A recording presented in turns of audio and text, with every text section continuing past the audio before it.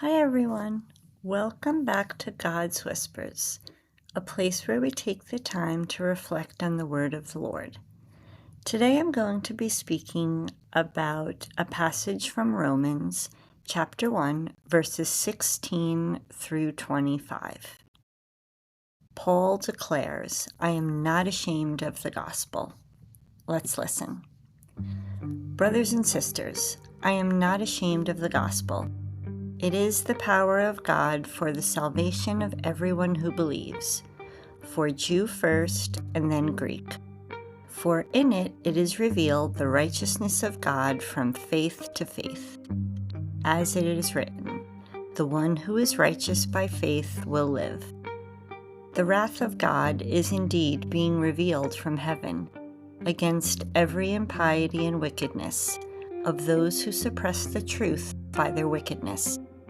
For what can be known about God is evident to them, because God made it evident to them. Ever since the creation of the world, his invisible attributes of eternal power and divinity have been able to be understood and perceived in what he has made. As a result, they have no excuse, for although they knew God, they did not accord him glory as God or give him thanks. Instead, they became vain in their reasoning, and their senseless minds were darkened. While claiming to be wise, they became fools, and exchanged the glory of the immortal God for the likeness of an image of a mortal man, or of birds, or of four-legged animals, or of snakes. Therefore God handed them over to impurity, through the lusts of their heart, for the mutual degradation of their bodies. They exchanged the truth of God for a lie, and revered and worshiped the creature rather than the Creator, who is blessed forever.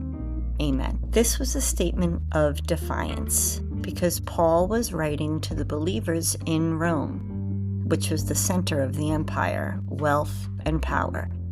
To say that Jesus is Lord in a city that proclaimed Caesar was Lord was bold and dangerous.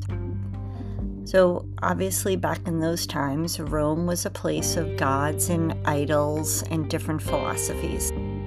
People worshipped emperors and images of animals. The culture celebrated power and beauty, as we do now, but Paul saw how idolatry, when you are placing creation over a creator, leads to a decay of our own spiritual beliefs. When Paul writes, they exchanged the truth of God for a lie and worshipped and served the creature rather than the Creator, he was describing what happens to humanity when it tries to build meaning without God. We live in a world today that worships idols. They're more subtle ones, like success or status or influence, even comfort. But just like ancient Rome, the more we glorify the creation over God, the emptier our souls will become. So here's the power of the gospel. It kind of recenters us. It puts God back at the center and sets us free from whatever outside things we might be worshiping.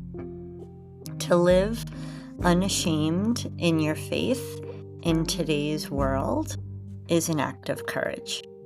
So Paul challenges us. Don't hide your light. Don't water down your truth. Live the gospel boldly.